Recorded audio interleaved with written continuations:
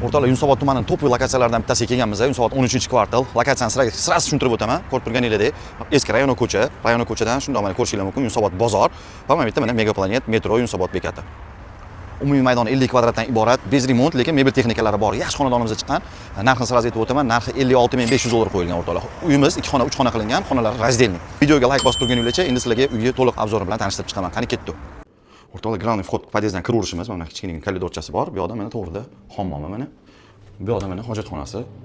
Remont holatlari ko'rib turganingizdek, bez remont degan bo'ladi. Mana bu yoqda bitta spalniy xonamiz. Bu xonadonimiz razdelniy. Mana bu yoqda zalimiz mana. Zalimiz ham 315 ga 520, 2 xona, 3 xona qilingan. Mana bu 3-xonamiz. Oshxonaning joyi balkonga ko'chirilgan. Bu yoq tomonda mana balkon bo'ladi, 1,5 ga 6 balkoni. Umumiy maydon 50 kvadratdan iborat, mebel texnikalari hamma narsa qoladi. Kimga qiziq bo'lsa, pastdagi raqamlarga aloqaga chiqaverasizlar.